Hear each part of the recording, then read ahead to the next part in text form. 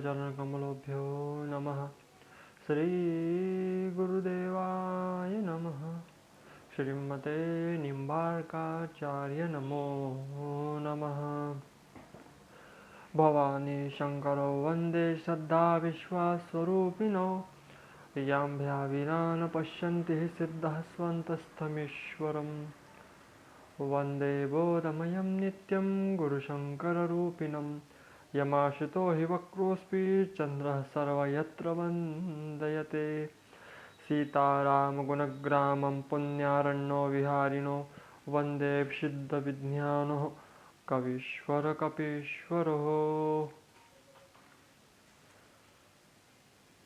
नानापुराणनिगमासम्मतं यद् रामायणे निगदितं क्वचित् न्यतोऽस्मिः स्वान्त्याय सुखाय तुलसी रघुनाथगाथा भाषानिबन्धमतिमञ्जुलमातनोति। भगवान राम के उस अद्वितीय विवाह का वर्णन हम कर रहे हैं जो ऐतिहासिक तौर पर हुआ है। का प्रकार पूरे पुराणों में, शास्त्रों में 4 वेद 6 शास्त्र 18 पुराणों में ऐसा विवाह न हुआ न होगा। इतना प्यारा और सुंदर विवाह, इस विवाह की चर्चा कौन ही कैसे करे। इस विवाह का ये अद्भुत अलौकिक क्षण जो है, इसका कौन ही वर्णन कर सकता है। ये 6 महीने चलने वाली बारात थी। 6 महीने तक भगवान श्री राम का विवाह चला। विवाह पंचमी जो 6 तारीख की होंगी ही, तो बड़े धूमधाम से ये विवाह मनाया जाएगा। भगवान श्री राम का अयोध्या में प्रथम वर्ष मनाया जाएगा। तो भगवान श्री राम की विवाह के सीधे हम प्रसंग की ओर चले, क्योंकि मुझे विवाह आज कराना ही है अल्प समय में, समय के अभाव में, क्योंकि मेरे और कार्य लगे हुए हैं। इसलिए भी मैं विवाह के क्रम को सीधे विवाह के क्रम में लगता हूँ। तो कहूँ सखी असको तनुधारी जो न मोह यह रूप निहारी। ऐसा कौन होगा इस विश्व में जो इस रूप को देखकर मोहित न हो जाए। जनकपुर की वहाँ पर रहने वाले स्त्री पुरुषों में यही बात चल रही है। धर्म सबको अपनी ओर आकर्षित ही करता है। धर्म, सत्कर्म, पुण्य, परमात्मा आकर्षण का केंद्र होते। आप लोग ये कहते नहीं, महाराज लोग बड़े चमक धमक में घूमते हैं। तो इसकी वजह क्या है? धर्म है। इसकी वजह क्या है? अध्यात्म है। इसकी वजह क्या है? सत्कर्म है। ये क्रीम पाउडर से आने वाली चमक नहीं हो सकती। ये भजन के प्रभाव से आने वाली चमक है। ये सत्कर्मों की चमक है, परमात्मा के गुणगान की चमक है। तो ये वो चमक है। आपस में कहते कि ये बाल सिंह के समान सुंदर जोड़ा, ये विश्वामित्र के यज्ञ की रक्षा करने वाले हैं। इन्होंने ही युद्ध के मैदान में राक्षसों को मारा। जिनका श्याम गात कल कंज बिलोचन, जो मारीच सुभुज मधुमोचन, कौशल्या सुत सो सुख खानी, नाम राम धनुषायक पानी। जिनका श्याम सुंदर गौर वर्ण का जो शरीर है, ये सुबाहु के मद को चूर करने वाले सुख की खान राम है। तो इनका वर्णन तो कौन करे। ये इतने प्यारे हैं साहब, इनका वर्णन करते नहीं बनता। तब दोनों भाइयों ने ये सोच कि कहीं हमें देरी न हो जाए, वापस गुरुजी के चरणों में आ गए। गुरुजी के चरणों में सिर नवाकर सब बातें कह दी कि हम नगर में घूमने गए थे, चर्चा हो रही थी। सुबह गुरुजी ने फूल लाने पूजा के लिए राजा के बगीचे में भेजा। अब राजा के बगीचे में राजकुमारी भी थी। राजकुमारी कौन? हमारी माता सीता जी भी थी। तो सीता जी का पहला नैन में नैनों से जब मिले वो दर्शन था जनक जी का, वो बगीचा जहाँ पर सीता जी भी माता पार्वती का पूजन करने के लिए आई थी। और वहाँ पर एक सुंदर सा बगीचा था, उसमें तालाब था। उस तालाब के आसपास एक मंदिर था पार्वती माता का, वहाँ पर पूजन करने के लिए आई थी। वहाँ पर राम जी को देखा। देखी राम छवि को एक कही, जोगु जान की ही यह बरुआई। वहाँ एक सखी ने देखा तो बोला ये तो वही श्याम गौड़ वन के सुंदर दो भाई है। हाँ, इनकी उस अचंभित रह गई, आश्चर्यचकित रह गई, इतने सुंदर वो राम और लक्ष्मण। उनकी छवि देख ही नहीं जाती, आंखों से मन कहता है बस पीते रहो। आप ध्यान से सुनिए। आप श्रीमद् भागवत में सुनते हो कि पिबत भागवतम रसमालयम मुहुरौ रसिका भुवि भावुकाः सदा सेव्य सदा सेव्य। उनके गुणों को बार बार सुनते रहने का जो ये मन होता है, उनके चरित्रों को जो हमारा बार बार सुनने को मन होता है, तो जो वो सामने ही जिनके चरित्रों में हमने रमन करके हम खुद को भूल जाते हैं। अरे जिसमें योगी भी रम जाते हैं, वो राम को जब प्रत्यक्ष वो देखते होंगे तो क्या हालत होती होंगी, क्या उनका मन क्या कहता होगा, इसमें बात ही क्या होंगी। सभी स्त्री पुरुष एक ही सोचते कि हमारी जो लाडली जू है उनका विवाह इनसे ही हो। ये सुंदर से सावले से श्याम सलोने जो है, दशरथ कुमार है, इनसे ही हमारी जानकी जी का विवाह हो। सभी यही प्रार्थनाएं करती, सब कहती, लेकिन ये राजा राजा ने बड़ी विचित्र ही ठान रखी है, कैसे होगा। तब वह गए, नव पल्लव फल सुमन सुहाए, निज संपत्ति सुर रुख ल जाए। चातक कोकिल कीर चकोरा, कूजत बिहग नटत कल मोरा। नए पत्ते फूल युक्त सुंदर वृक्ष है, कल्प वृक्षों की लज्जा, कल्प वृक्षों को भी लज्जा आ जाए ऐसे कोयल पपी है, चकोर मीठी मीठी बोली बोल रहे हैं, सुंदर नृत्य कर रहे हैं मोर। बगीचे के सुहावने सरोवर सुशोभित है, जिसमें मणियों की सीढ़ियाँ है, ढंग से बनी हुई है। उसका जल निर्मल है, जिसमें अनेकों कमल खिले हुए हैं। जल के पक्षी करवल कर रहे हैं और भ्रमर गुंजार कर रहे हैं। ऐसा अद्भुत राजा का बगीचा था, वो कोई आपका मेरा छोटा मोटा बगीचा नहीं था। बाग और सरोवरों को देखकर रामचंद्र जी और लक्ष्मण जी हर्षित हुए। ये बाग वास्तव में परम रमणीय है, जिसमें वैराग्य की समाधि लग जाए, प्रेमी को प्रेम मिल जाए, ऐसा ये वन था। साधारण वन नहीं था। श्री रामचंद्र जी को जो सुख दे रहा था, जिसके सुमिरन से लोगों को सुख प्राप्त होता है, उसे वो वन सुख दे रहा था। ऐसे मेरे राम को वो वन बड़ा ही आनंदित करने वाला था। हाथ में सब सुंदरी सयानी सखिया मनोहर वाणी से गीत गा रही थी। सरोवर में गिरिजा जी का मंदिर सुशोभित है। गिरिजा जी का, अब हम पूर्वज के हिसाब से गिरिराज आ जाती है, इसलिए मंदिर सुशोभित है, जिसका वर्णन नहीं किया जा सकता। देखकर तो मन मोहित ही हो जाता है। सखियों ने सरोवर में स्नान किया। सीताजी प्रसन्न मन से गिरिजा जी के मंदिर में गई। उन्होंने बड़े प्रेम से पूजा की और योग्य सुंदर वर मांगा। उसमें से एक सखी सीताजी को छोड़कर फुलवाड़ी देखने गई थी। वहाँ उसने देखा, देखत बागु कुंवर दोई आए, बय किशोर सब बाती सुहाए। श्याम गौर किमि कहो बखानी, गिरा नयन नयन बिनु बानी। दो राजकुमार बाग देखने के लिए आए, किशोर अवस्था में है। उनको देखते नहीं बनता। सौंदर्य का कैसे वर्णन क्यों, बिना वाणी नेत्र की उनकी वाणी नहीं कही जा सकती, मतलब वाणी से वर्णन नहीं किया जा सकता। ऐसे वो सुंदर सावले सुकोमल राम जी को देखकर दौड़कर सीता जी के पास आई, कहने लगी कि देखिए आप लोग भी चलिए। वो सावले सलोने जिनका चर्चा पूरे हमारे नगरी में फैली हुई है, वो आए हैं। तब उन्होंने देखा, सीता जी ने देखा, पेड़ों के आड़ से ही सीता जी ने देखा तो नेत्र कुला उठे। जैसे प्यारी सखी के आगे करके सीता जी चली, पुरानी प्रीति को कोई लख नहीं सकता।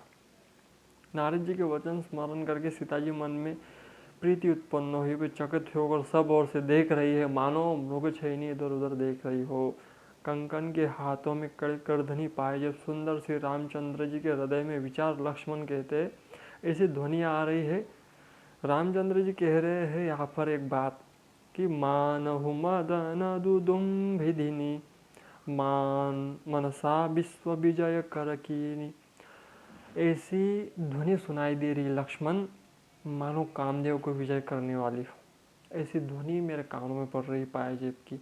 अस गए फिर चितए ते ही ओरा, प्रिय मुख शशि भय नयन चकोरा।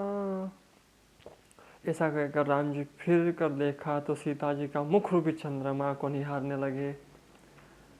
मानो निमि जनक जी ने पूर्व में ही जिसका पलकों में निवास माना था, लड़की दामाद मिलने के प्रसंग को देखना उचित नहीं, इस भाव से सकुचा कर पलकों में गिरना छोड़ दिया, पलकों ने नीचे ऊपर होना छोड़ दिया, एक टक देखे जा रहे।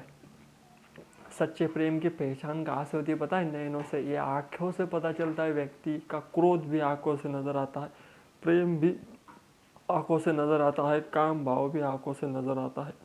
व्यक्ति की आंखें व्यक्ति के शरीर से ज़्यादा बोलती है, हाव भाव से ज़्यादा यदि कुछ बोलती है तो उसकी आंखें। चंचल मन का होगा तो भी बोलेंगी, काम भावना होंगी तो भी बोलेंगी, प्रेम भावना होंगी तो भी बोलेंगी। इसलिए व्यक्ति की आंखें ही सब कुछ बोलती है। बस पढ़ने वाला हो, जिसने नेत्र को समझ लिया वो मन समझ जाएगा। और यहाँ नेत्रों ने पलकों ने गिरना छोड़ दिया, एक टक देखे जा रहे। अद्भुत नज़ारा होगा मेरी माता का और प्रभु का, जो एक दूसरे को देख रहे होंगे। या राम जी मंद मंद मुस्कुरा रहे और एक टक देखे जा रहे। देखी सिय शोभा सुख पावा, हृदय सराहत बचनु न आवा, जनु बिरंची सब निज निपुनाई, बिरची विश्व कह प्रगट दिखाई। सीता जी की शोभा देखकर राम जी को सुख पाया, हृदय में उनकी सराहना करते हैं, किंतु किस मुख से वचन नहीं निकलते। शोभा ऐसी अनुपम है, मानो ब्रह्म ने अपनी सारी निपुणता मूर्तिमान होकर संसार को प्रकट करने में दिखा दी हो। सीता जी की शोभा सुंदरता को सुंदर करने वाली है, ऐसी मालूम होती है। इस प्रकार सीता जी के शोभा का वर्णन करते दशा को विचार कर प्रभु रामचंद्र जी ने पवित्र मन से लक्ष्मण को समय अनुकूल वचन बोले। लक्ष्मण जी से बोला, तात ये जनक सुता जानकी जी है, जिसके लिए धनुष यज्ञ हो रहा है। सखिया इसे गौरी पूजन के लिए लाई है, फुलवाड़ी में प्रकाश करती हुई घूम रही है। देखो यहाँ पर राम जी लक्ष्मण का कंसेप्ट क्लियर कर रहे हैं कि लक्ष्मण ये तेरी भाभी माँ है, सब बता दिया। जो जानकर अनजान बन जाए उससे बड़ा विवेकवान व्यक्ति कोई नहीं हो सकता। जो जान के भी अनजान बना हुआ है, सब पता है, फिर भी अनजानों की बात ही कह रहे हैं, समझा रहे हैं लक्ष्मण को। अलौकिक सुंदरता से मेरा मन शुद्ध हो रहा है, यह सब कारण अथवा इस सब का कारण विधाता ही जाने। किंतु भाई सुनो, मेरे मंगलदायक दाहिने अंग फड़क रहे हैं। यदि पुरुष के दाहिने अंग फड़के तो शुभ संकेत है, और पुरुष के बाहिने अंग फड़के, ये स्त्री के बाहिने अंग फड़के तो शुभ संकेत होते हैं, और इसके ऑपोजिट हो तो समझ जाना कि कुछ न कुछ अशुभ होने वाला है। पुरुष के दाहिने और स्त्री के बाह्य अंग फड़कना शुभ माने गए हैं शास्त्रों में, और इसके ऑपोजिट फड़क रहे हैं तो आप अपने हिसाब से समझ जाओ कुछ अपशगुन होगा। शुभ शगुन के ये संकेत रामचरित्र मानस में विद्यमान है। तो ये अलौकिक सुंदरता देखकर मेरे मन दाहिने अंग फड़क रहे हैं। रघुवंशी सहज जन्मजात स्वभाव है हमारा, हमारा मन कभी कुमार्ग पर पैर नहीं रखता, हमारा मन कभी कुमार्ग का विचार भी नहीं करता। मेरे मन पर मुझे पूर्ण विश्वास है, स्वप्न में भी पराई स्त्री पर दृष्टि नहीं डालता। लेकिन रणभूमि में देखो लक्ष्मण, जिसने रणभूमि में जिसकी पीठ नहीं देखी, अर्थात लड़ाई में मैदान से जो भागते नहीं है, पराई स्त्री जिनके लिए मन और दृष्टि से भी नहीं खींच पाती, आकर्षित नहीं कर पाती, भिखारी जिनके यहाँ से नहीं ऐसा नहीं सुनकर जाते, ऐसे पुरुष संसार में कम ही है, थोड़े ही है। क्या कहा? रण में जो भाग कर नहीं जाता, पराई स्त्री जिनके मन को लुभा नहीं पाती, और जिनके यहाँ से दाता मतलब अन्न, कोई भिखारी कुछ मांगने आया हो तो वो ना नहीं पाते, ऐसे श्रेष्ठ पुरुष संसार में कम थोड़े ही है। इसलिए रण में खड़े होने की बारी आ जाए ना तो सनातनियों खड़े रहा करो, भागने का नहीं। हमारे भगवान ने सिखाया है, जब जब धर्म की बात आएंगी, भगवान आते क्यों है इस धरती पर, तो दो ही कारण, एक तो भक्तों को सुख देने और दूसरा धर्म की रक्षा के लिए। इसलिए जब जब सनातन की बात आएंगी आगे खड़े रहो, क्योंकि तुम बांग्लादेश से भागे हो, वहाँ से तुम्हें हटा दिया गया, पाकिस्तान से तुम्हें मार दिया गया, अब तुम रहे कहाँ? अफगानिस्तान में तुम्हारा निशान नहीं है, तुम केवल भारत और नेपाल में स्थित हो और वही तुम्हें अपना वर्चस्व बजाय रखना है। उसके लिए रणभूमि में उतरना भी पड़े तो उतरो, जहाँ उतर सकते हो उतरो। मैं धन्यवाद करूँगा संघ का और बजरंग दल का। कई जगह पर कोई आता था ही हमारे बहनों को छेड़ते थे, परेशान करते थे, इन्होंने उनको परेशान कर दिया बजरंग दल वालों ने, संघ ने, कि ये छेड़खानी वाले काम नहीं चलेंगे, सीधा कर दिया उन आतताइयों को, तो उनका धन्यवाद करूँगा मैं। तो ऐसे ही जगह जगह अपनों के लिए खड़े रहो। जाति, वर्ण, शूद्र, ब्राह्मण, वैश्य, जो भी हो तुम सनातनी हो। ये मुट्ठी बंद है तभी तक इसमें पावर है, अलग अलग हो जाए तो उंगलियों को कोई भी काट देगा। ये मुट्ठी बंद कर कर निकलो सनातनियों, तुम सनातनी हो ये याद रखो। अगर तुम बटोगे तो सच में कटोगे, इसलिए अब बहुत बट लिया, अब नहीं बटेंगे और ना कटेंगे। उसके लिए प्रयत्नशील रहो, जगह जगह पर एकता का प्रदर्शन करो। देखो यदि कहीं कोई अन्य धर्मी व्यक्ति हमारे सनातनियों को परेशान कर रहा है तो साथ दो, सपोर्ट करो। अगर सपोर्ट करोगे तो कल वो तुम्हारे सपोर्ट में आएगा। हम क्या करते, छोड़ो उसका मैटर है, हम क्यों ध्यान दे। ये गलती सनातनियों ने की, इसलिए हम लोग को ये लोग परेशान करते। बांग्लादेश में यही तो हो रहा है, एक हुए तो सब चुप थे, अब एक थोड़े इधर उधर हुए तो सब उसी स्थिति पर आ गए। तो ये घटनाएं होती है, इसलिए सनातनियों अपने आप को स्ट्रांग बनाओ, एक हो। वो यही तो करते हैं, वो एक हो जाते हैं, काटने में भी और मार खाने में भी। हम एक नहीं होते, इसलिए तो हम मारे जाते हैं। योगी बाबा ने सही कहा है, बटोंगे तो कटोंगे, इसलिए बटना नहीं है अब। तो धर्म की रक्षा के लिए, स्त्री की रक्षा के लिए आपको आगे आना चाहिए।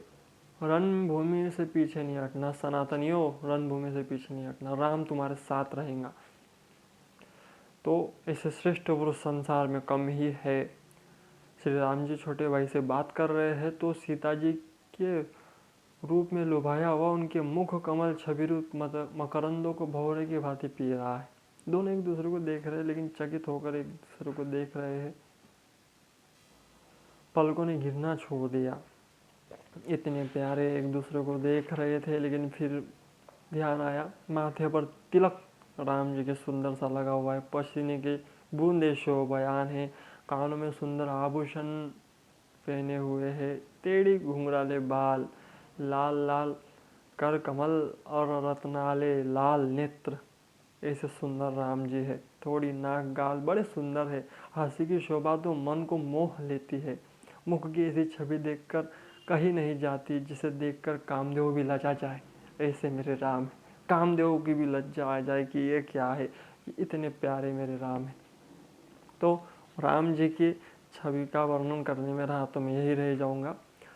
सीता जी अपने सखियों साथ गिरिराज जी की पूजा करने फिर आई और गिरजा जी की पूजा करते हुए माता कह रही है, स्तुति कर रही है कि मुझे ऐसा ही वर देना, जो सुंदर सावला हो वो मुझे पति रूप में प्राप्त हो।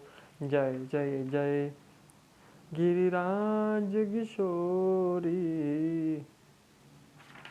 ये स्तुति यदि किसी के विवाह में दिक्कतें आ रही है, किसी कन्या के, किसी पुरुष के तो नहीं, स्त्रियों के जितने भी विवाह में दिक्कतें आ रही है, सुयोग्य वर चाहिए, ऐसा वर चाहिए जो राम के समान सावला सलोना हो, तो उन्हें इस स्तुति का नित्य पाठ करना चाहिए। इस स्तुति का पाठ करने से आपको सुंदर राम जी के समान प्यारा प्यारा वर प्राप्त होगा, इसमें कोई संदेह नहीं है। तो गिरिराज जी की प्रार्थना जब कर रही थी तब वहाँ से माला नीचे गिर गई, और गिरिराज मतलब गिरिजा जी ने मानो आशीर्वाद दे दिया कि हाँ तेरा ये जो भी आपने मांगा है वो पूर्ण होगा, रामचंद्र जी आपको मिलेंगे, इसमें कोई संदेह नहीं। जय महेश मुख चंद्र चकोरी, जय गज बदन षडानन माता, जय जगत जननी दामिनी द्विती घाता। यहाँ से लेकर तो तुलसी भवानी पूजी पुनि पुनि मुदित मन मंदिर चली, यहाँ तक का पाठ करना चाहिए। यहाँ तक का पाठ करने से ही आपको फल प्राप्त होगा। रात गई, चंद्रमा को देखकर राम जी को सीता जी की याद आई। सीता जी के मुख चंद्र का पान कर रहे हैं। सीता जी के मुख चंद्र का पान करते हुए राम जी सोच रहे हैं कि नहीं नहीं, चंद्रमा से उपमा नहीं दी जा सकती, ये चंद्रमा में थोड़ा दाग है और ये बेचारा बहुत स्ट्रगल ही है, इसके साथ किस श्री जानकी जी की उपमा नहीं दे सकता। सब बातें गुरु जी को बता दी, नैन में नैन मिले ये भी बता कर आ गए। तब सुबह सतानंद जी के चरणों की वंदना करके राम जी गुरु जी के पास जा बैठे। तब मुनि ने कहा है तात जनक जी ने बुलावा भेजा है, चलो सिय संबयरु देखिय जाई, इसु काही धो दे बड़ाई, लखन कहाँ जस बाजु न सोई, नाथ कृपा तब जा पर होई। सीता जी का स्वयंवर चलकर देखना चाहिए। तो लक्ष्मण जी और राम जी देखते हैं ईश्वर किसको बढ़ाई देते हैं, ये सोचकर आपकी कृपा का कौन प्राप्त होगा जो धनुष तोड़ेगा, चल कर देखिए। इस श्रेष्ठ वाणी को सुनकर मुनि प्रसन्न हुए, सभी मान आशीर्वाद दिया और मुनि समूह कृपालु रामचंद्र जी यज्ञशाला में पहुँचे। यज्ञशाला में सभी नगर के लोग आए हुए थे।